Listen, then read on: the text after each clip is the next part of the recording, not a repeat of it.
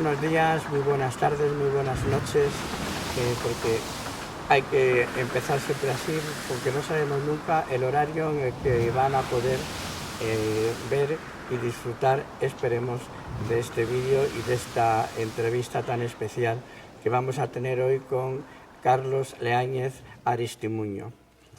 Antes de comenzar, tengo que hacer referencia a la asociación que represento, Héroes de Cavite, para recordarles que Héroes de Cavite se creó en Cartagena en el año 2020 y nació con la voluntad de fomentar la cultura y la historia entre los ciudadanos de la comunidad hispánica. La Asociación Héroes de Cavite es una asociación que hoy en día, gracias a Dios, ya está prácticamente en todo el mundo. Tiene una implantación internacional francamente importante. Entre sus principales objetivos se encuentra realizar actividades culturales, fomentar el hispanismo y la historia compartida, sobre todo en el periodo que va desde 1492 a 1898. Tenemos como objetivo dar a conocer nuestra historia y luchar contra la leyenda negra, divulgando una realidad histórica que ni siquiera se cuenta en los centros de enseñanza españoles, defendiendo el patrimonio cultural, histórico-artístico y rescatando figuras de la hispanidad que han sido olvidadas pese a la importancia de sus logros.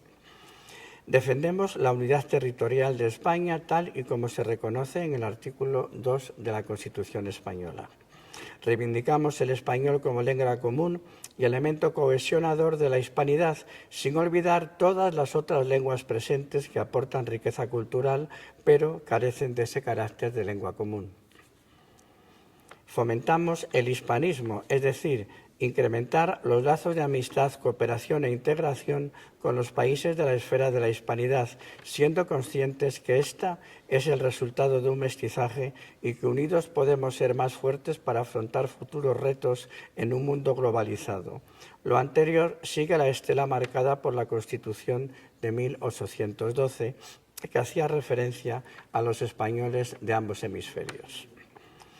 Y antes de terminar, tenemos que agradecer la destacada colaboración de dos empresas que colaboran con nosotros de forma permanente y hacen posible estas entrevistas. Por un lado, el Gran Hotel España de Oviedo y su personal situado en el centro de la capital del Principado de Asturias, en la calle Jovellanos número 2. Y por otro lado, a los hermanos del Coto, tanto a Manuel como a David, que son empresarios del Principado, propietarios de diferentes empresas, como la Sala Bolavana y el restaurante Terraza La Floridita, entre otros, ubicados también en el centro de Oviedo. Y una vez dicho esto, vamos a hacer una pequeña reseña de Carlos Leáñez. Es una persona muy especial. Para mí es muy especial porque es un gran estudioso de las posibilidades de la lengua. Y tener a alguien que es un estudioso sobre las posibilidades de la lengua es tener a alguien con mentalidad estratégica, porque la lengua no es solamente una herramienta para andar por casa. La lengua marca territorios desconocidos a veces y los análisis que él hace son extraordinariamente provechosos para el futuro de nuestra unidad, futura reunificación. Ojalá sea así, que es lo que buscamos todos. Por eso, antes de pasar a la entrevista, yo quiero hacer una pequeña introducción muy corta, ¿no? Pero es de la siguiente forma. Normalmente, cuando oímos a los políticos o oímos a los medios de comunicación, a los periodistas, hablar de la lengua, siempre se refieren a ella como a un elemento de comunicación. Nada más falso. La lengua fundamentalmente hoy en día es una herramienta de poder, es una herramienta de poder político. De hecho, existe un planteamiento que es la geolingüística, ¿no?, que precisamente analiza la capacidad de una lengua concreta en generar poder en el mundo. Entonces, es absolutamente ingenuo creer que las lenguas son solamente herramientas de comunicación, porque al plantearlo así daría la sensación de que da lo mismo hablar una lengua que otra, siempre y cuando yo me pueda relacionar con el vecino, y no. Eso es precisamente lo que pretenden aquellos que que compiten permanentemente por imponer su lengua sobre las demás. Para nuestro bien, tenemos una lengua que tiene una capacidad extraordinaria. Para nuestro mal, tenemos unas élites, tanto académicas como políticas, como empresariales, que creen que la lengua solamente es una herramienta de comunicación y que como es simplemente una herramienta de comunicación, ¿qué más da que digamos algo en inglés que en español o que en otra lengua? Eso es un tremendo error. Y por eso quería hacer esta pequeña presentación antes de pasar a la primera pregunta a don Carlos, que lo tengo aquí a mi izquierda. ¿Es la lengua una herramienta de poder o es simplemente una herramienta de comunicación? Tremenda pregunta. Bueno, antes que nada quiero agradecer a Héroes de Cavite y a todas las personas que han hecho posible el que me encuentre hoy aquí en Asturias, y a Cima por estar grabando el video, y a ti en lo particular por tomarte el trabajo de hacer esta entrevista. La pregunta, es decir, la lengua es, sí, un factor de comunicación, sí, un factor de fraternidad, sí, un factor de identidad, pero también es un factor de poder, ciertamente. Porque las lenguas no son códigos neutros e intercambiables. Las lenguas son maneras de organizar el mundo que inclinan nuestra percepción y que llevan inscritas en su ADN lingüístico una manera de ver, de concebir y de estar. Entonces, la protección de una lengua es como la protección de un espacio físico. Es decir, yo no entiendo por qué hay tanto afán en la defensa de territorios físicos y no se protegen los territorios simbólicos, siendo que el ser humano es ante todo un animal simbólico y vive dentro de símbolos, siendo el código lingüístico siendo el código lingüístico lo más amplio en este sentido. Entonces, todo poder tiende a buscar su expansión y tiende a buscar desplazar a los otros. Y para ello, uno de los instrumentos es la lengua, la penetración lingüística. El hecho, por ejemplo, de aceptar, como a mí me parece que lo están haciendo muchas élites hispanohablantes, que el inglés es la lengua del mundo, eso es un gran error. El inglés no es la lengua del mundo. El inglés va siendo la lengua del mundo y nosotros somos competidores del inglés en ese plano. Es decir, ya cuando yo digo que el inglés es la lengua del mundo, siendo hispanohablante, yo comprendo que yo diga eso si soy holandés, que nada más tengo un puñado de millones de personas con los cuales hablar. Pero siendo hispanohablante, yo no puedo decir, como oigo yo a muchas instancias dirigentes e incluso instancias promotoras del español, decir que, bueno, el inglés es la lengua de la ciencia. Un momento. Bueno, el inglés es la lengua de la finanza. Bueno, el inglés es la lengua, el código común. Mira, va siendo, por el momento, tiene competidores y la situación puede cambiar. Nosotros, los hispanohablantes, cuando pensamos en la lengua, nos movemos en lo que Gustavo Bueno llama una dialéctica de imperios. Estamos al más alto nivel, estamos en la liga más alta. Y el hecho de que nosotros luchemos por nuestra lengua implica que nuestro territorio se va a consolidar, vamos a sentir prestigio, vamos a tener orgullo y eso nos va a fortalecer. Entonces, la lengua indudablemente está vinculada al tema del poder. Hay una anécdota que todos conocen de Carlos I, que en Roma, que llegó un momento en que decidió tomar la palabra. Estando en Roma se pretendía que la tomara en latín, etcétera, y terminó tomando la palabra en español. Es decir, nosotros los hispanohablantes tenemos que posicionar nuestra lengua en cada instancia pública que podamos, hacerla lengua de trabajo en las Naciones Unidas, lengua de trabajo en la Unión Europea, ocupar y expandirnos hacia Estados Unidos, hacia Brasil, hacia China, etcétera. Esas son tareas pendientes, esas son tareas que están en curso de manera muy precaria y son tareas que aseguran que nuestro territorio simbólico, que es la matriz sobre la cual estamos viviendo, se mantenga y nosotros sencillamente podamos mantener nuestro estilo de vida e invitemos cordial y con orgullo a otras personas a que lo adopten.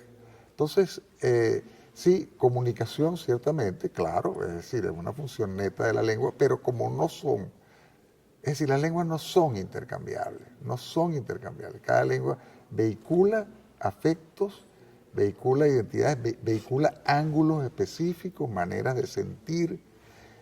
Entonces, bueno, hay que protegerla, hay que buscar que se afiancen.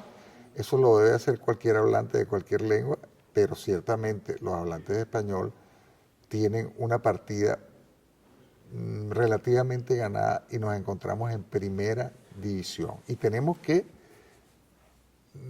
darnos cuenta de esto sin complejos y hacer del español un recurso económico, político y estratégico para poder estar en el mundo de una manera firme y serena. Sí, totalmente de acuerdo. Además, fíjate que si la lengua no fuera una herramienta de poder, pues en Filipinas el español seguiría siendo lengua oficial, pero ya se encargaron muy mucho. O sea, la primera medida, una vez que Estados Unidos gana en 1898, la primera medida fue desembarcar barcos enteros de profesores de inglés para los colegios, ¿no? Correcto. Y bombardear y destruir el centro de Manila, que era donde mayor concentración y utilización cotidiana había del español, ¿no? Entonces, ¿a qué se debe este comportamiento de nuestras élites, tanto académicas, tanto políticas, tanto empresariales? Tú vas por la calle y te encuentras que las grandes marcas españolas, por ejemplo, en el mundo de la moda o en otros aspectos, se comunican en inglés, pero se comunican en inglés incluso en España. Sí. Entonces, ¿qué le pasa a esta gente? Bueno, esta gente está acomplejada, esta gente no siente orgullo de lo suyo, esta gente no está teniendo una imagen completa, esta gente está subsumida en el aire de los tiempos de una manera totalmente crítica y cree que las cosas son así. No, nada es así, las cosas no son, las cosas van siendo.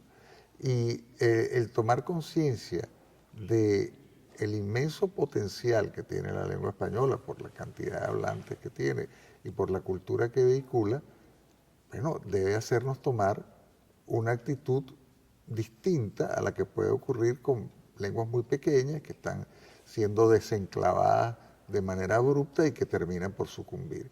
Es decir, detrás de, por ejemplo, para caer en un tema que es muy emblemático para esto, el asumir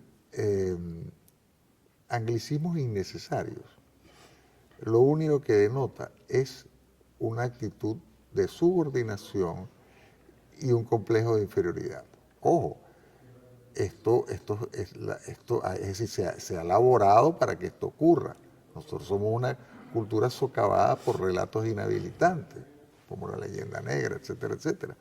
Pero nosotros tenemos sencillamente que sacudirnos de estos relatos inhabilitantes y tomar la dimensión real de nuestra cultura en el mundo. Nosotros somos el bloque hispánico a nivel mundial, es un bloque civilizatorio como el chino, como el árabe, como el anglo, y nosotros afortunadamente tenemos una sola lengua al menos a nivel vehicular, pero prácticamente a nivel materno también tenemos una sola lengua. Bueno, y a partir de allí lo que podemos construir es inmenso, pero ciertamente las élites, vamos a ver, las élites están más ocupadas en engranarse con lo anglo que en ser lo que son. Entonces, el buscar el engranarse con lo anglo lleva a una serie de descuidos imperdonables y de muchas consecuencias. Uno de ellos es el descuido de la lengua. Mire, hay que decir lo siguiente a cualquier persona que nos esté escuchando. Solo uno está solo a plenitud cognitiva y expresiva cuando está dentro de su lengua. El hecho de aprender un idioma extranjero es algo muy loable, ciertamente que expande horizontes, pero el hablar un idioma extranjero, cuando uno habla un idioma extranjero, por más bien que lo haya aprendido, se encuentra en una situación disminuida. Yo pienso que mientras más público, mientras más importante es aquello que está en juego, más debemos empeñarnos en hacer las negociaciones, los documentos, la fraseología, los patrones discursivos en nuestro propio idioma. Porque entonces así nosotros estamos en posesión de las herramientas a plenitud. Yo conozco un amigo venezolano, por cierto, que tiene mucho dinero y que iba con cierta frecuencia a Miami a cerrar unos negocios, ¿no? Y entonces un día se le ocurrió una idea genial, que es que llegó y estaban en la mesa de negociación y dijo, yo no voy a negociar más en inglés. Búsquense un traductor, si quieren hacer negocio conmigo, tenemos que hablar español. Los americanos se quedaron, los estadounidenses se quedaron completamente atónitos porque a ellos les pareció insólito. Y bueno, él afortunadamente tenía cierto apalancamiento para poder pedir esto y terminaron haciéndose las negociaciones en español y le terminó yendo mucho mejor. Porque entonces los otros eran los que estaban en posición de inferioridad. Tenían que buscarse a un ángulo que medio hablara español. Y él sí hablaba español a plenitud. Entonces, documentos en español, todo en español, plenitud simbólica, mejor resultado. Es importantísimo esto que acabas de decir y está mal que diga yo algo, que soy el que te entrevista, pero simplemente para reforzar lo que acabas de decir. Y ayer te contaba yo en otro ámbito, ¿no? Tomando un café, una experiencia mía, ¿no? Profesional, de en determinado momento exactamente igual. Negarme a hablar español en unas negociaciones con empresas estadounidenses, ¿no? Y es fundamental. A partir de ese momento, las negociaciones fueron infinitamente mejor para la empresa que yo representaba. Claro. Pero infinitamente mejor. Porque además el otro de repente siente que ya no tiene tanto poder. Siente que ya no tiene tanto poder. ¿Por qué? Porque ha cedido a ese requerimiento tuyo de decir, yo no tengo por qué hablar inglés. ¿Por qué voy a tener que hablar inglés? Sí, sí, sí. No. Trae una persona que haga de traductor. Pero se ha normalizado eso y además, desde el punto de vista hispano, es que no tiene sentido precisamente porque tenemos una lengua que es global, algo que la gente tampoco entiende. Pero fíjate que en el siglo XIX, todavía, pues cuando, y en el XVIII, que es cuando empieza, ¿no? El pueblo, me refiero a la España europea, ¿no? Creó el concepto de afrancesado, que era una manera burlona de referirse a aquellos que actuaban como si fueran franceses e imitando los gustos franceses. Es decir, el pueblo liso y llano era infinitamente más inteligente y se reía de esas élites que pretendían imitar a los franceses. Totalmente. Digamos que, sin embargo, hoy el pueblo imita a los afrancesados de hoy, que ya no son afrancesados, son anglófilos. Y hoy, para una persona normal, es feliz viendo que su hijo dice mejor My Taylor y Rich que recitando un poema de Lope de Vega. ¿Qué ha pasado? Bueno, hay que también, ya que traes a colación ese tema, hay algo que a mí me parece que hay que poner de relieve en España, que se han inventado unos colegios bilingües en donde materias absolutamente neurálgicas que no son inglés como lengua extranjera. Se imparte las materias en inglés directamente en España, ¿no? En la Comunidad de Madrid concretamente. Yo la verdad es que a mí me parece que eso denota una subordinación total. Es decir, porque es que yo entiendo que uno quiere aprender inglés, ¿por qué no? Pero que tú des las materias como biología, historia, etcétera, en inglés, me parece que denota una subordinación cultural total. Y además hay otra cosa, desde un punto de vista meramente lingüístico. Es muy claro que el alumno que va a la escuela y estudia en la escuela en la misma lengua que la casa, en su lengua materna, tiene un reforzamiento cognitivo que le permite un mejor recorrido escolar. De hecho, cuando no es así, la cosa es mucho más complicada. Entonces, estas escuelas bilingües, por ejemplo, que existen en Madrid, a mí me parece que primero es un error político porque nos pone la cultura hispánica como una cultura subordinada. El mero hecho de concebir, eso sí, pone a la cultura hispánica como... Y además es un error desde el punto de vista lingüístico, didáctico, un grave problema porque genera a los muchachos una minusvalía cognitiva. De hecho, que ocurre en algunas comunidades donde se empeñan, aquí en España, donde se empeñan a enseñarle a alumnos cuya lengua materna es el español y que hablan español en la casa, en otras lenguas en la escuela. Eso ya está generando un problema de incompetencia y de precariedad cognitiva, ¿no? Entonces, ¿por qué ocurre? Bueno, de nuevo, es decir, nosotros no nos estamos viendo como lo que somos. O sea, ¿qué somos los hispanos? Los hispanos somos, la civilización hispánica, es un conglomerado enorme que representa una alternativa al modelo anglosajón, básicamente darwinista, mi manera de ver, y al modelo, y además de individuos atomizados que terminan perdiendo raíces y encerrados en un cuarto con un gato.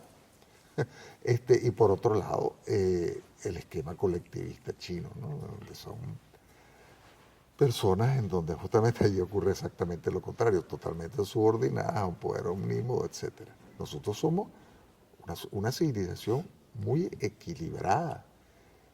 Y mira, no se trata de sentirse superior o inferior, pero en todo caso nuestras coordenadas nos gustan, debemos mantenerlas y las ponemos a disposición de de aquellos a los cuales puede interesarles, ¿no? Sí, fíjate, te puedo hablar incluso de amigos míos, ¿no? Que el otro día yo me quedé alucinado cuando un muy buen amigo mío de toda la vida fue con su nieta, a hacer un viaje por Italia y bueno, pues hizo un vídeo muy bonito del viaje, ¿no? Y cuando le envió el vídeo a la nieta, el vídeo se lo mandó en inglés. Y entonces él me lo enseñó en su casa y cuando lo vi dije, pero ¿por qué haces esto? Y entonces él me dice, bueno, es que ya español ya lo aprende. Entonces, digo, pero te das cuenta que el mensaje que le lanzas a una niña pequeña, que su abuelo le habla en inglés, en el vídeo se lo pone en inglés, le está diciendo ante todo el inglés. Y que lo que estás haciendo es crear un monigote, queriendo hacer, o sea, lo que tú quieres es hacer de ella alguien muy cosmopolita y lo que la estás haciendo es una persona, la estás desenraizando. Totalmente. Entonces, vuelvo otra vez a ello de decir, ¿qué está pasando a la gente sencilla? O sea, yo recuerdo que a mí mi padre me decía siempre, hijo, el español, habla el español. Cuando pronunciaba algo mal o hacía mal una frase me corregía. No se dice así, me corregía la sintaxis. Hoy en día ya no corrigen la sintaxis, se preocupan más de que digan bien la frase en inglés, de que utilicen bien la sintaxis en español.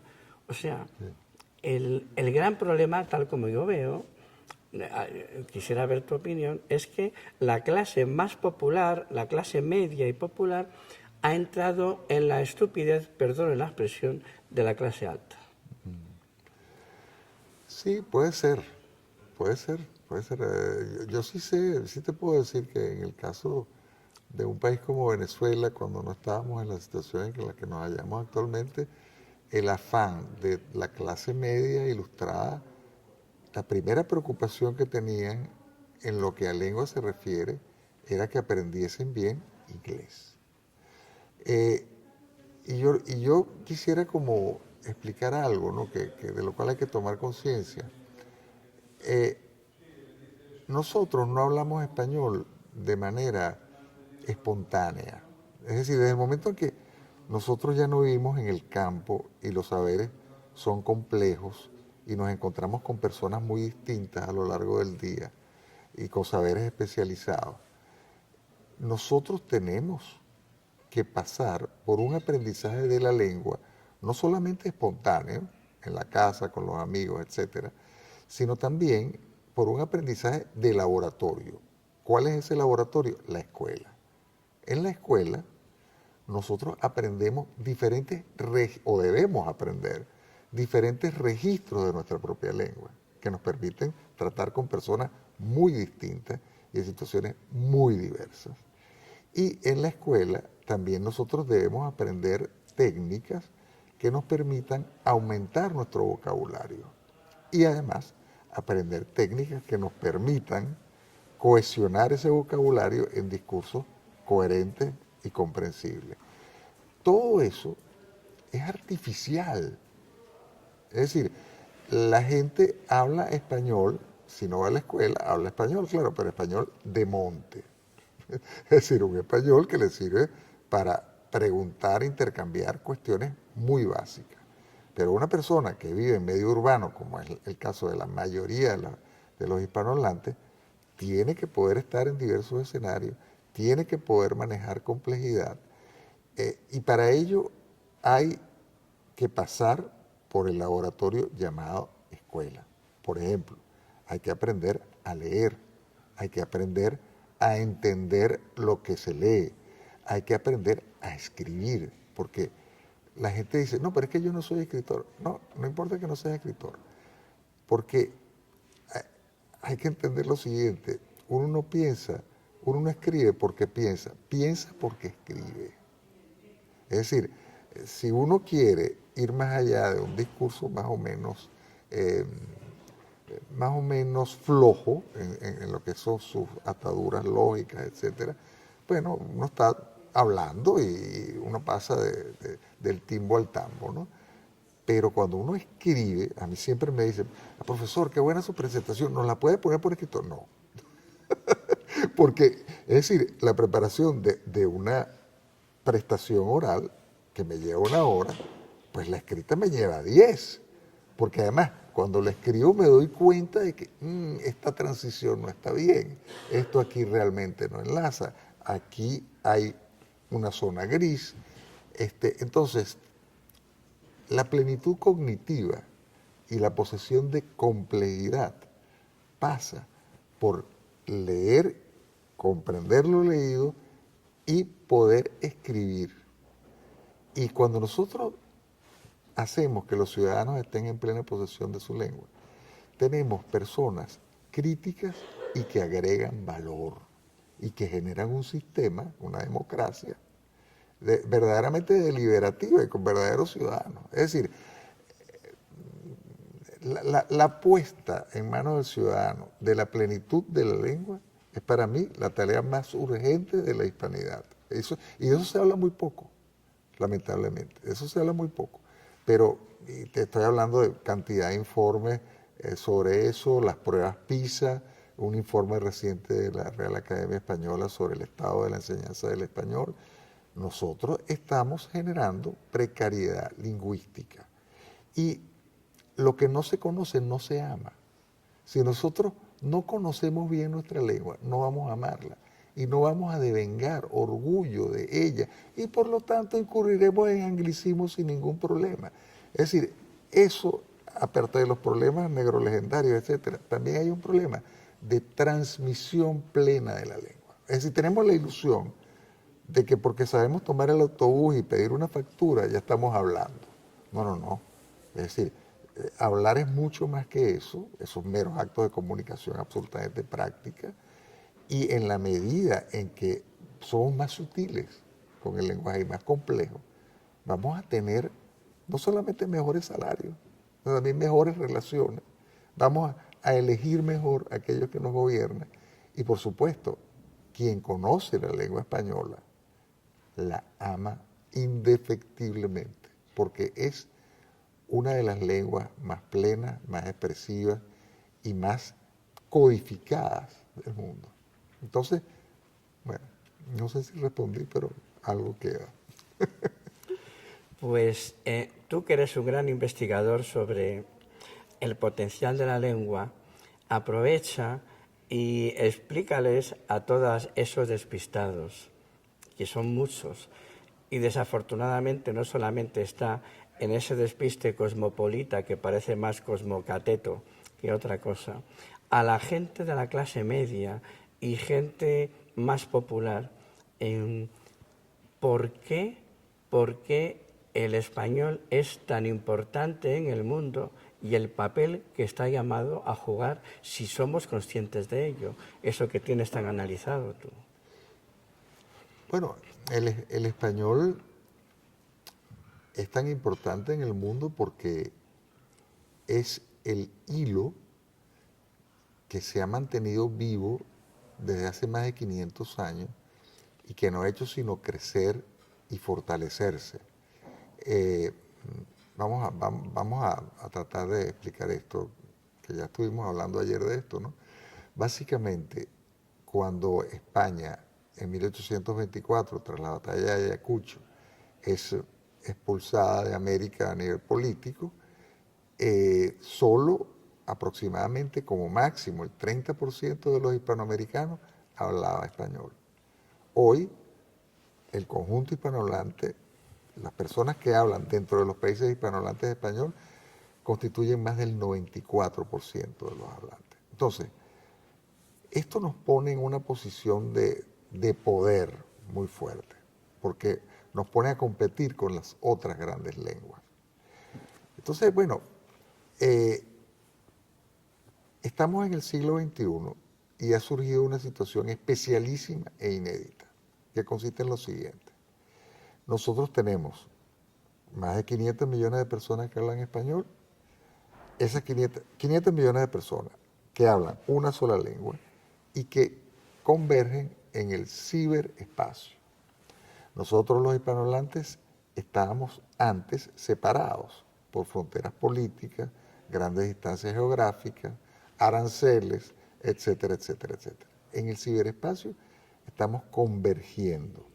Entonces, esa convergencia allí está generando actualmente una extraordinaria cantidad de intercambios.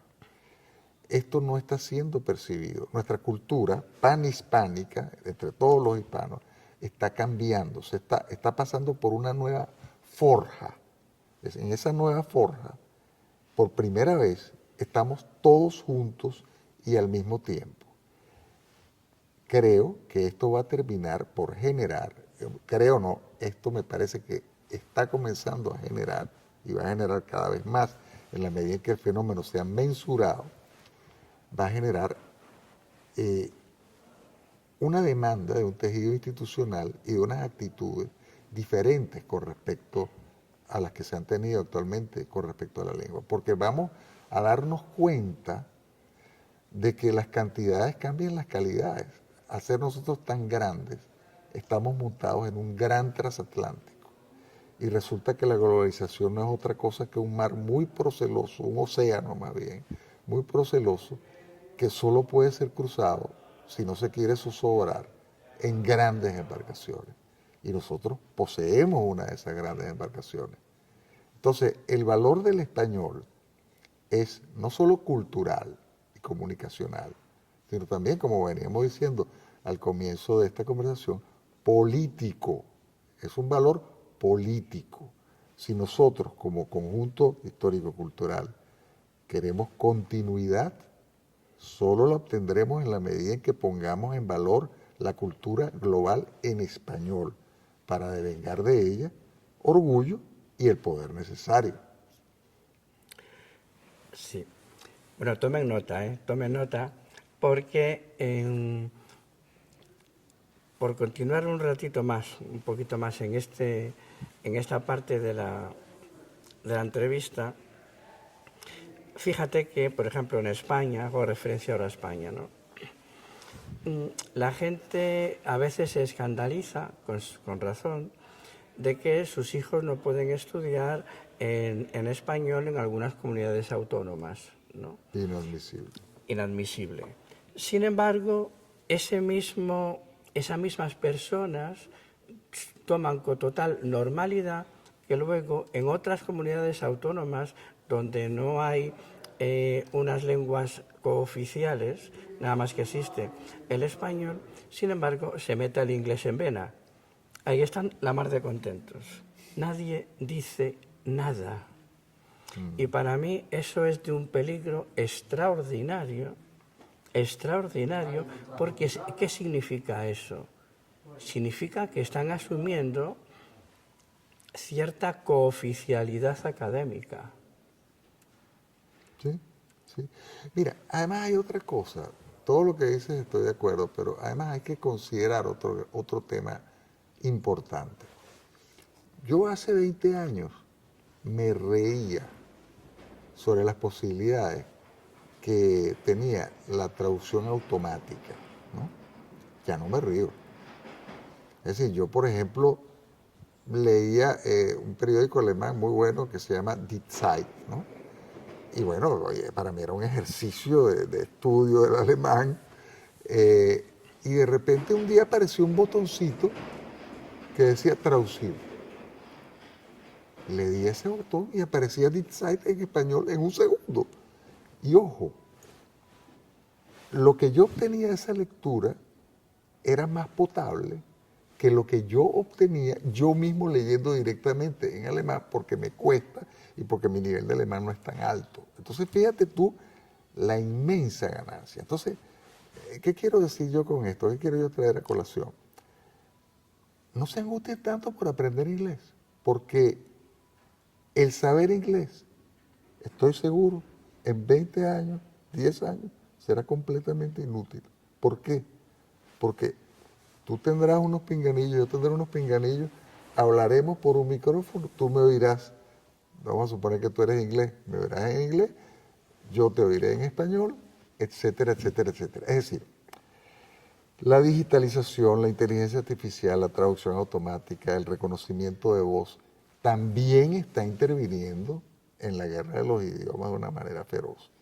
Las grandes lenguas van a tener entre sí unas autopistas tan amplias y tan bien trabajadas que yo estoy seguro que la enseñanza de idiomas como lengua extranjera va a entrar en crisis. Entonces, no se preocupen tanto por aprender inglés. ¿Saben qué? Va a ser inútil pronto. Es decir, ojo, no si uno es un estudioso de la cultura en lengua inglesa, es decir, si uno tiene un interés estético, cultural, particular, pero si uno es académico, pero si uno es un hombre de negocios, un turista, o sencillamente quiere conocer como aficionado a esa cultura, lo va a poder hacer perfectamente, así como yo hoy puedo leer toda la prensa alemana y les confieso que he perdido fuelle en alemán porque ya la tentación de apretar el botoncito traducción me resulta, es decir, me arroja mejores resultados la traducción que mi competencia en alemán luchando por agarrar el toro por los cachos, ¿no? O por los cuernos. Entonces, creo que también la irrupción de las nuevas tecnologías trae unas noticias fantásticas para el español. Va a haber no más de 10 lenguas que van a estar plenamente digitalizadas, entre las cuales la información va a poder ser intercambiada desde la lengua de cada cual. Y eso va a abarcar más del 90% de la humanidad. Entonces, ese nerviosismo por saber inglés, miren, no me parece que era bueno antes, pero ahora no solamente no me parece que era bueno, es que es básicamente inútil. Básicamente inútil. En serio, yo soy de una educación más bien humanística y yo decía, pero es que jamás los traductores automáticos van a poder lograr tales X, Y cuestiones. Y voy a contar algo muy concreto. Mi hija mayor se acaba de casar en Chile. Ella vive en Montreal y bueno, ha estudiado en varios sitios del mundo. Total, en la boda, que fue gente de todo el mundo, había la mitad no hablaba español. Entonces, pero la boda, todo se hizo en español. Pero a las personas se les entregaba los textos que iban a ser leídos, a los que no hablaban español, se les entregaba como cortesía en inglés, ¿no? Entonces yo había hecho un texto muy emotivo, con resonancias incluso líricas, con bastantes connotaciones, o sea, una cosa particular, muy afectiva.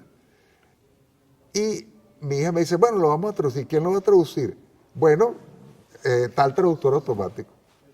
Y yo le digo, bueno, mira, está bien, hazlo, desbrozará el camino, y yo después lo retoco. Bueno, ¿cómo no, papi? Me manda a los 5 minutos el texto traducido. No le hice ningún retoque. No le hice ningún retoque. Se me pone la piel de gallina. Es decir, hay profesiones que están abocadas a la muerte. Traductor, intérprete, al menos entre las grandes lenguas, ¿no? Que van a poder, que como están digitalizadas, esto va a estar como recurso disponible. Nosotros los hispanohablantes, si aprendemos otro idioma, que sea porque queremos, porque nos da la gana, porque tenemos una afición particular, pero no nos pongamos nerviosos con el tema. Créanme, la traducción automática y con el reconocimiento de voz también, entre las grandes lenguas del mundo, que va a abarcar el 90% o más de los intercambios, no vamos a tener que aprender lenguas extranjeras. Pues fíjate, eso que acabas de decir me parece importantísimo porque lo que subyace de lo que acabas de afirmar es la importancia de conocer bien a fondo tu lengua. Total. Porque eso implica un desarrollo cognitivo que no tendrías si simplemente la aprendieras de manera superficial y aprendieras superficialmente 2 o 3 o 4. Totalmente de acuerdo. Es decir, y por allí iría mi consejo. A mí me preguntaran, profesor, ¿qué debo hacer? Aprende muy bien tu propia lengua, a fondo. Y dado que esa lengua es el español, no te preocupes que nunca te vas a quedar afuera. Porque dado nuestro inmenso volumen de personas y de hablantes, vamos a hacer siempre un mercado apetecible y siempre va a haber trabajo de reconocimiento de voz, de traducción automática, de inteligencia artificial en español, más que suficiente para comunicar con el 95% de las personas con las cuales tú eventualmente querrás comunicarte. Entonces, lo que dices es absolutamente cierto y de verdad, cualquier persona que esté escuchando esto, aprenda bien el español. Nunca estará aislado. Y si lo aprende bien, tendrá complejidad, sutileza, capacidad de discernir y sobre esa base podrá tener influencia y podrá ir gestionando una vida verdaderamente propia y no pluma al viento. Claro, porque es que además te permitirá también tener una flexibilidad de análisis filosófico de la realidad, una filosofía crítica, o sea, porque la crítica no es simplemente decir esto me gusta o no me gusta, es armar, elaborar, argumentar de una manera sintáctica, como el pensamiento, eso, si no se queda simplemente en esto no me gusta o esto sí me gusta. Y para poder elaborar eso bien, necesitas tener un gran conocimiento de tu lengua. Y no solamente vocabulario, es la sintaxis. Totalmente. La utilización adecuada de los verbos, que hoy en día, si te das cuenta, cada vez hay más problemas en la utilización de los verbos, se utilizan mal. Totalmente. Y yo lo veo y me quedo, porque los papás se quedan encantados de que su hijo da igual cómo utilice el verbo, o sea, se creen que por decir 3 o 4 o varias palabras seguidas que son en español, ya hablan el español. Sí, Y sí, sí. no, No, hablan español de monte. efectivamente. Español de monte, que el español de monte no tiene nada malo en el monte. Lo que pasa es que vivimos en muchas otras circunstancias. Es decir, el hispanohablante que vive en un medio urbano está sometido a una cantidad... hay que entenderlo como los códigos vestimentarios. Si a usted lo invitan para la coronación de la reina, cuando asuma a Leonor, por ejemplo, bueno, usted no irá en traje de baño. Bueno, eso que se entiende con el código vestimentario, a veces la gente no lo entiende con respecto a la lengua. Piensa que puede hablar igual en todas partes. No, no puede hablar igual en todas partes. Tienes que tener diferentes registros y tienes que tener un vocabulario amplísimo. Si no pretendes ser alguien completamente, como decimos en Venezuela, nariceado, ¿no? Que te toman por la nariz y te llevan a donde se quiere. La, la, la lengua es el oxígeno de lo humano. Tenemos que entender esto. Es decir, la lengua es el oxígeno de lo humano, es nuestro campo simbólico inmediato. Nosotros, sin la lengua, si a nosotros nos quitaran la lengua, nos quitan el chip de la lengua, nos lo quitan del cerebro, sencillamente estaríamos ante una cantidad de estímulos indiferenciados con los cuales no podríamos entrar en ninguna relación operativa.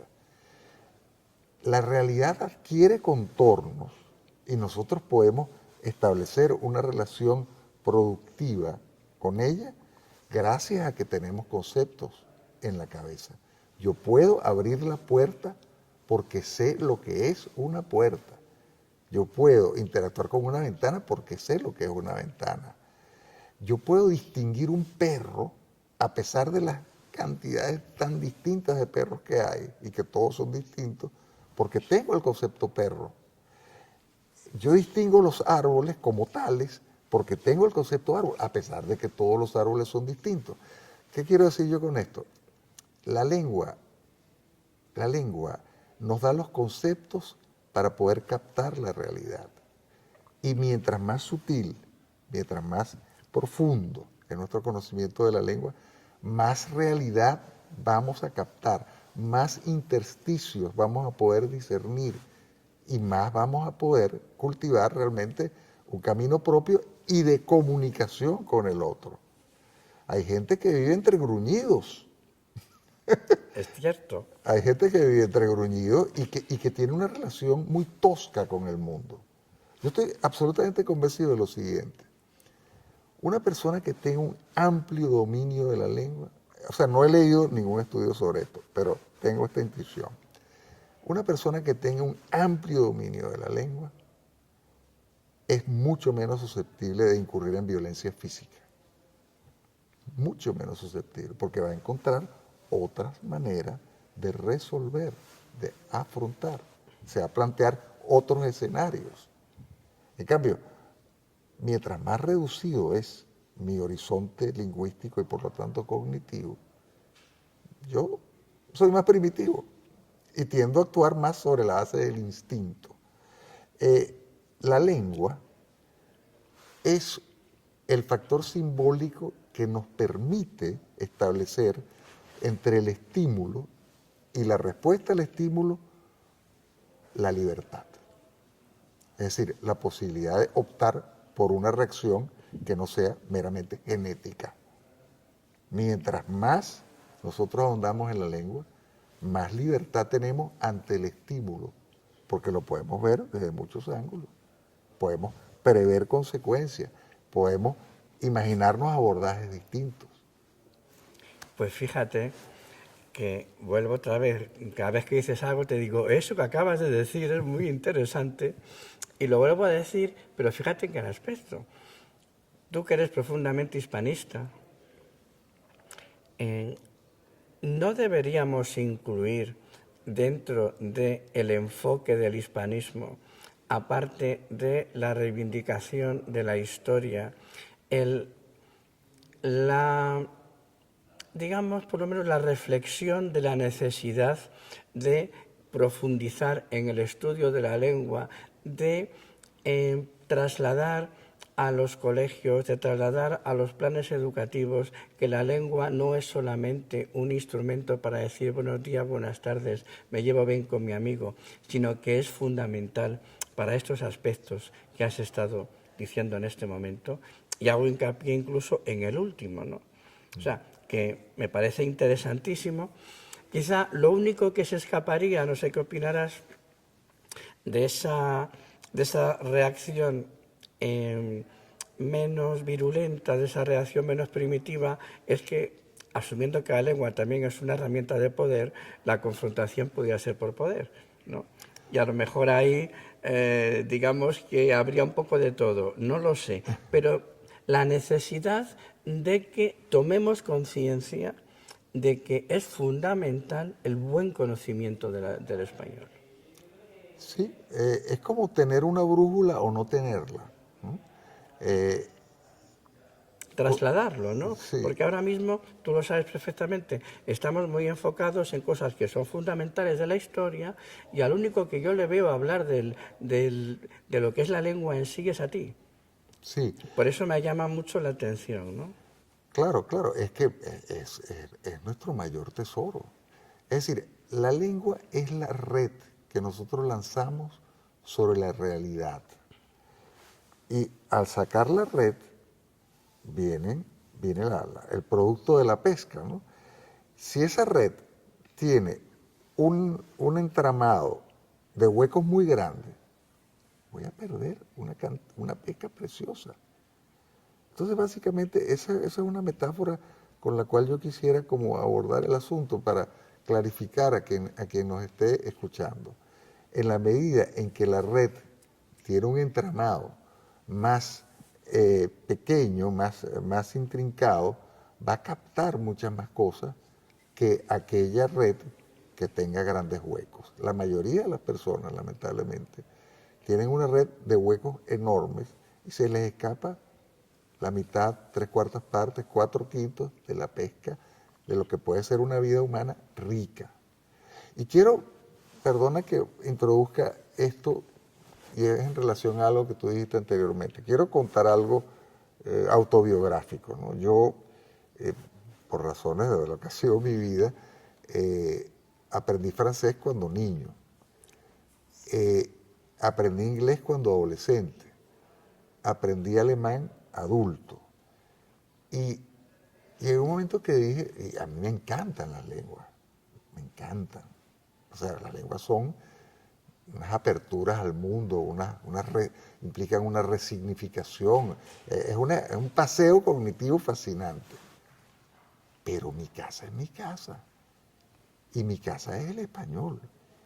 Y la lengua española no tiene absolutamente nada que envidiarle a esas otras lenguas.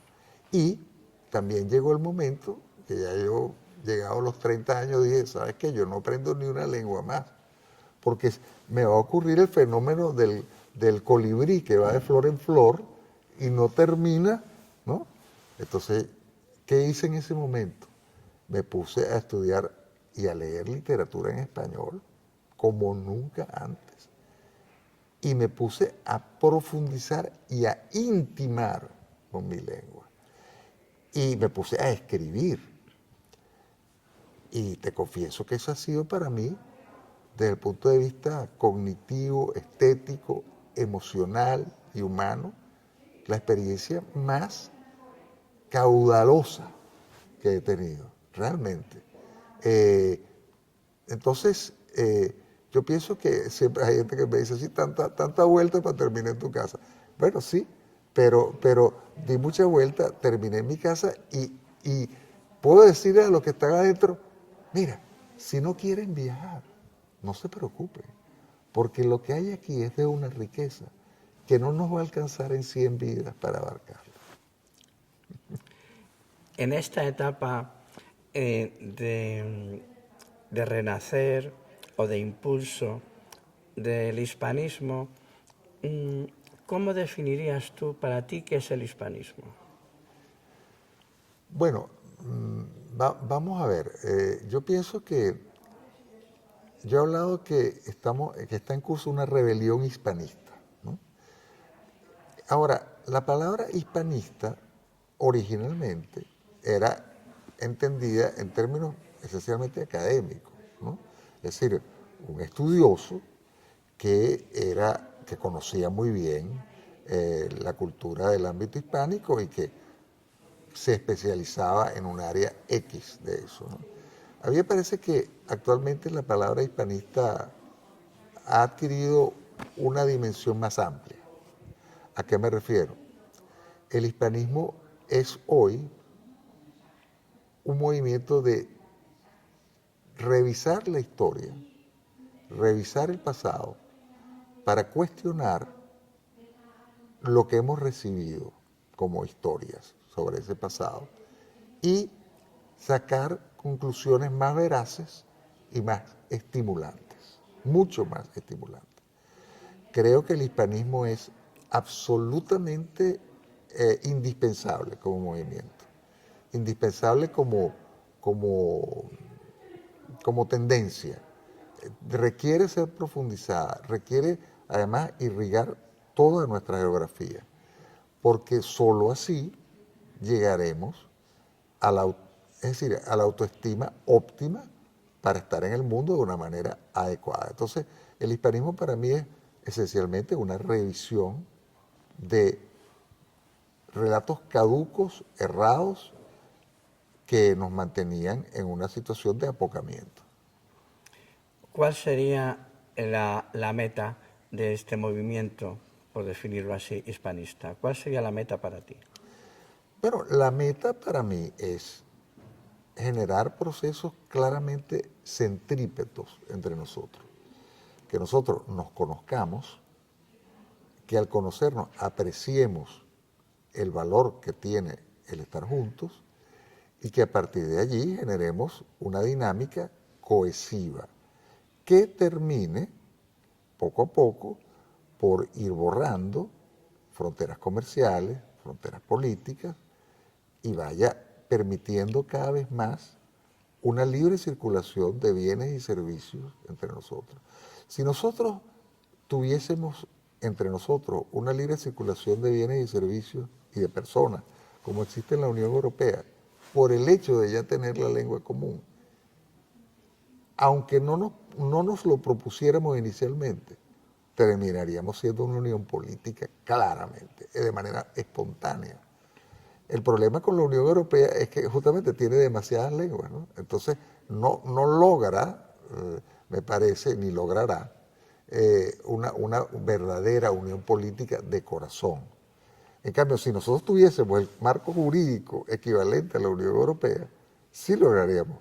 Es decir, sí comenzarían a borrarse las fronteras, porque nos daríamos cuenta que lo que nos une es muchísimo más de lo que nos separa y lo que nos une es además esencial, esencial. Sí, suele plantearse las colaboraciones, o sea, siguiendo el modelo anglosajón, ¿no?, de que las alianzas son por interés. A veces nos lo hemos creído, no, y es absolutamente falso, porque es romper el aspecto de la emoción, del sentimiento, de sentirte cómodo con alguien, independientemente de que tengas interés o no. No, el mero hecho de estar con él. Y esa comodidad, esa facilidad de compartir algo va a estimular a que surjan intereses comunes. Es al revés incluso, ¿no? No es el interés el que hace el que te sientes, sino que al final el que te sientes porque te apetece estar sentado va a generar ámbitos de interés común. Y eso es imposible hacerlo en la Unión Europea. Es imposible. Sí, es muy difícil. Es absolutamente imposible. Sí, es que falta complicidad cultural y afectiva. Y falta el poder expresarse directamente en la lengua de uno. Entonces, eso genera una traba en el pasaje de los afectos, que es evidentemente algo que sí se da entre nosotros. ¿Cuáles serían, a tu punto de vista, los enemigos externos de ese proceso centípeto? Bueno, los externos, a mí me parece que la cultura anglo es el más formidable adversario que hemos tenido realmente. Fueron esenciales en la secesión hispanoamericana y hoy, a través de el poder blando, que ellos ejercen de una manera con una gran soltura, combinándolo con la vigencia continua de relatos inhabilitantes, nos mantienen en una situación de minusvalía.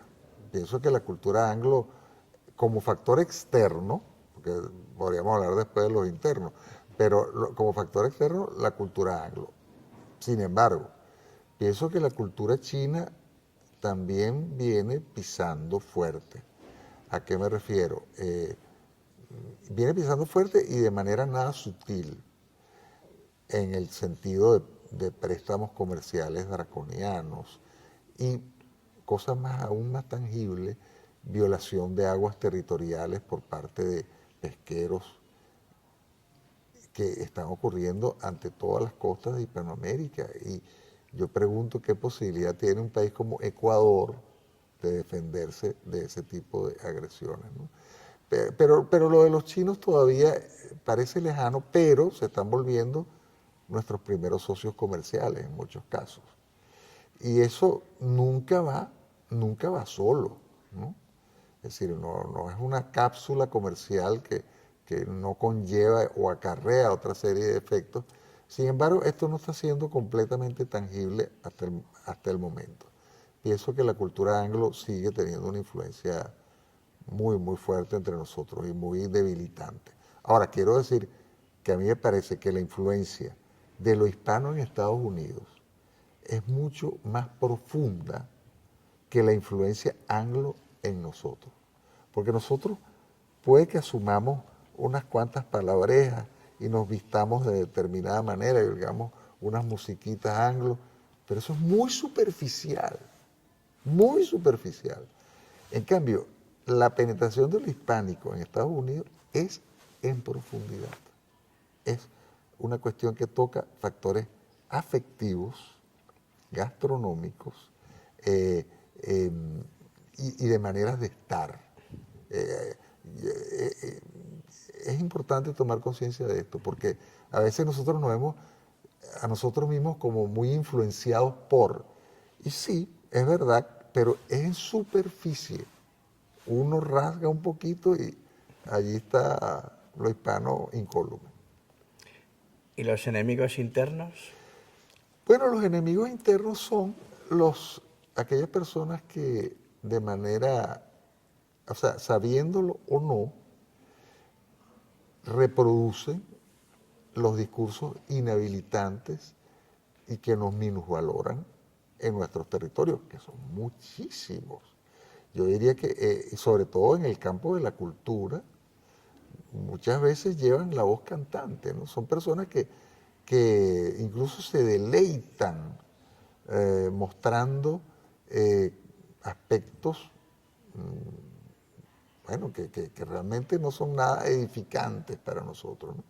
Entonces, a mí me parece que lo que más me asombra a mí en nuestro conjunto hispánico es la inmensa cantidad de agentes internos que trabajan para el otro, sabiéndolo o no. Es decir, me asombra. Esto va desde gente como López Obrador, Nicolás Maduro, etcétera, a mucha gente muy encumbrada en la cultura española peninsular. Es asombroso el espectro que eso cubre. Y te voy a contar algo, como anécdota. Hace como 3 años, yo estaba en Gran Vía, fui a la Casa del Libro y quería regalarle a un amigo Imperiofobia de María Elvira Rocabaria, que es un libro parteaguas.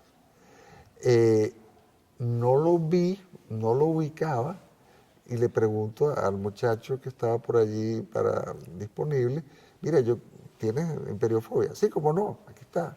Entonces me lo pone y me dice, pero le recomiendo también Imperiofilia. para que tenga una imagen completa del análisis de estos fenómenos.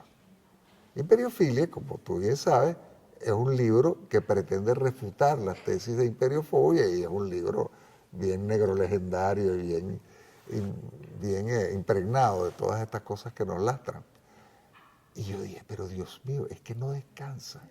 Yo me quedé mirando al muchacho y le dije, oye, gracias por el interés que tienes en que yo tenga una visión de 360 grados del fenómeno, pero quisiera preguntarte y que me lo digas con la mano puesta en el corazón. Si yo te hubiese pedido hiperiofilia, ¿tú me hubieses ofrecido imperiofobia? No. Entonces, nosotros tenemos que ser un poco más como ese muchacho, ¿no? Es decir, ellos son muy militantes y tienen claro sus objetivos. Nosotros a veces solemos creer que sin defendernos y sin tomar conciencia de una serie de factores, nuestra continuidad cultural, sin embargo, mágicamente va a estar garantizada. No es así. Tenemos que defendernos, tenemos que tomar conciencia de una serie de factores y tenemos que, adversar cuando sea necesario.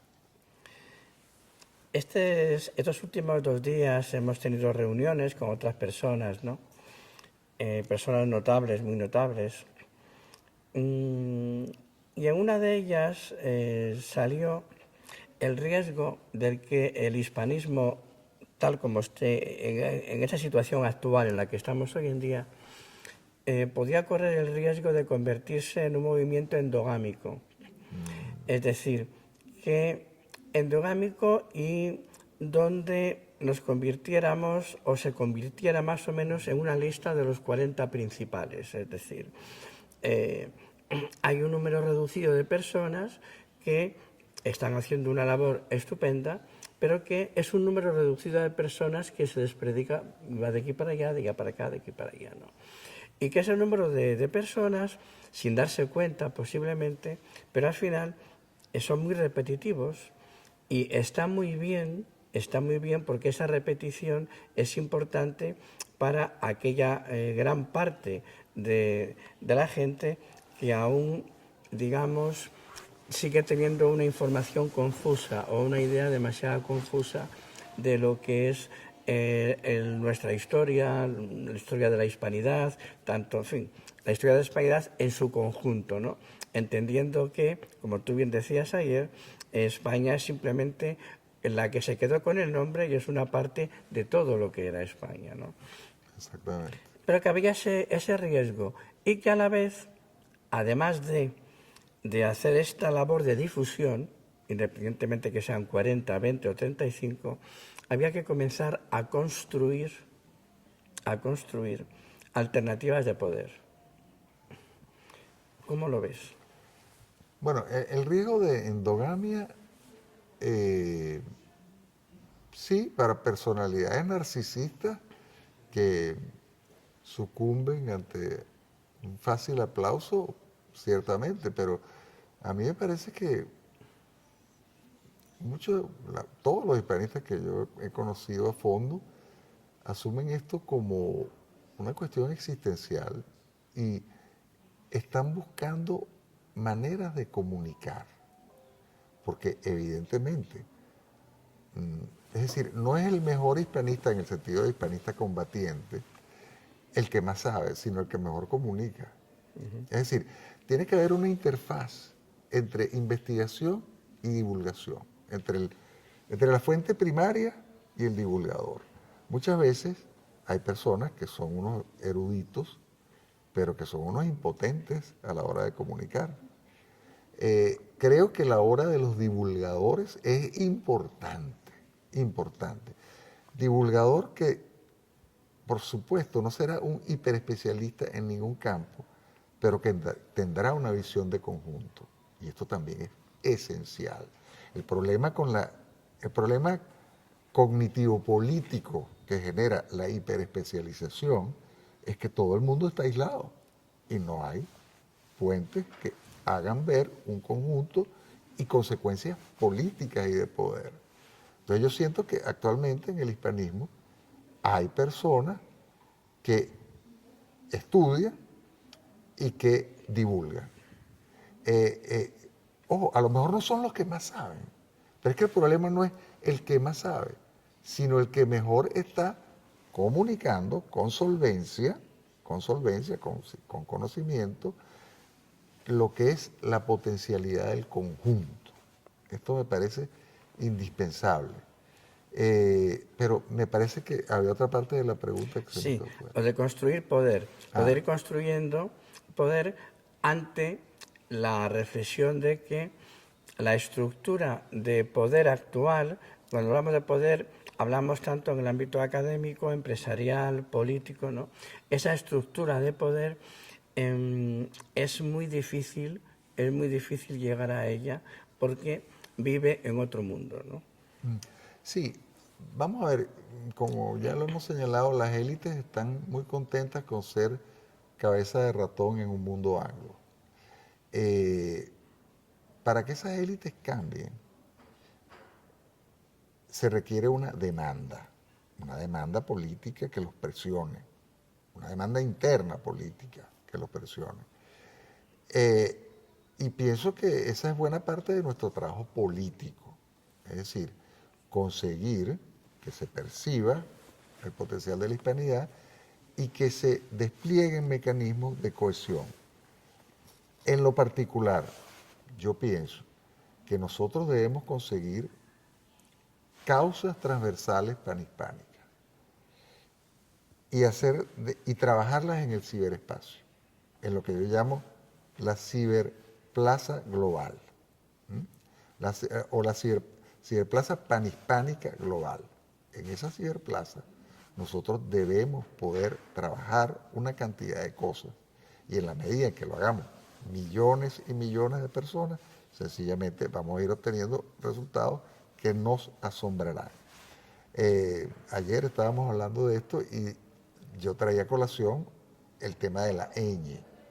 La ñ se ha vuelto un factor afectivo, identitario del conjunto hispánico. Es algo que nosotros ignorábamos hasta qué punto nos era querido hasta el momento que pretendieron quitarlo de los teclados de los ordenadores. Esa pretensión, que era con argumentos meramente económicos y de escala y que salía más barato sacar el teclado así, etcétera, etcétera, pues esa tentación que hubo de sacar esa letra del teclado fue detenida gracias a un movimiento panhispánico en buena medida espontáneo y con medios mucho menos expeditos que el Internet actual, pero sencillamente eso se detuvo. ¿Por qué? Porque cuando hay centenares de millones de personas pidiendo algo muy concreto, pues sencillamente los factores de poder ceden. Y eso fue lo que ocurrió. Nosotros tenemos que pensar cuáles son las ñes de hoy y comenzar a trabajarlas en el ciberespacio. Iremos viendo entonces que en la medida en que hacemos cosas juntos, podemos realmente tener acceso a ellas e iremos captando además el costo de oportunidad en el que incurrimos en la medida en que no trabajamos las cosas juntos. Es decir, por no trabajar las cosas juntos, nosotros, por ejemplo, estamos perdiendo una cantidad de sinergias y de combinaciones absolutamente extraordinarias. Entonces, cuando hagamos más cosas juntos, tendremos más sinergia, tendremos más posibilidades de combinaciones, más posibilidades de especializaciones por el mero hecho de la gran dimensión. Entonces, creo que tenemos que estar alerta con todo esto. Y ya para ir terminando, ¿qué opinas de la tendencia, sin duda de buena intención, ¿no? Pero la tendencia que a veces hay de concebir el hispanismo dentro de un concepto ideológico determinado? No, a mí me parece que el hispanismo tiene que ser transversal. Es decir, Francia es un país que ya existe. Y allí, como ya existe la comunidad política, bueno, tú puedes asumir posiciones muy divergentes en torno a lo que es Francia, pero Francia ya existe, ¿no? Nosotros estamos en la construcción, en la reconstrucción de una comunidad política. ¿Qué va a pasar después con esa comunidad política? Que si va a ser de derecha, que si va a ser de izquierda, que si va a ser liberal, que si va a ser conservadora, no sé. Pero yo por el momento quiero reconstruir una comunidad política. Ese recipiente, después nos pelearemos en torno al contenido de ese recipiente. Pero por el momento, es muy importante tu pregunta, muy importante, porque por el momento nosotros estamos en la construcción del recipiente. ¿Cuál será el contenido del recipiente? Lo veremos después. Pero por el momento, a mí me parece que nosotros, independientemente de nuestra posición política, en el marco de las comunidades políticas ya constituidas, debemos ser amigos todos en función de la construcción del recipiente centrípeto hispano. Yo estoy totalmente de acuerdo con lo que dices, ¿no? Y además es que, fíjate, tengo la sensación de que esa comunidad política que no hace ascos a nadie, simplemente aquellos que queremos pugnar por esa construcción o reconstrucción de la comunidad política, posiblemente genere, es una especie de revolución. Lo que estamos haciendo es una revolución, tú lo dices, es una rebelión, ¿no? Rebelión, y entonces esa rebelión traerá consigo nuevas formas de conformar y de hacer dentro de esa comunidad política. Totalmente, así lo creo. Es decir, yo pienso que en la medida en que nosotros estemos entre nosotros y suficientemente fuertes como para actuar dentro de nuestros parámetros culturales, qué buena tu pregunta, estaremos secretando ideas políticas que no van a ser necesariamente las que hoy tienen sede en nuestras comunidades políticas pequeñas. Desde el momento en que seamos capaces perdón, de liberarnos de esas ataduras que nos llevan a imitar, entonces diremos, ¿para qué queremos esto? Totalmente. Es que, claro, es que los esquemas políticos en los que vivimos son esencialmente anglo-franceses y no nos sentimos bien a gusto allí. En la medida en que nosotros estemos dentro de una comunidad política grande, capaz de vivir dentro de sus propias coordenadas, el debate va a ser probablemente bastante distinto a lo que estamos imaginando a partir de un mundo en el que no tenemos una comunidad política con nuestras coordenadas. Mira, me ha encantado. Igualmente. Te lo digo honestamente. Igualmente. Te lo digo de corazón, yo Carlos. También.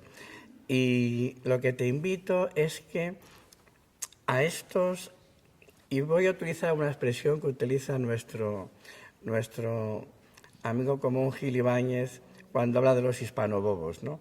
A estos hispanobobos que de alguna manera son felices tirando piedras contra su propio tejado, ¿no?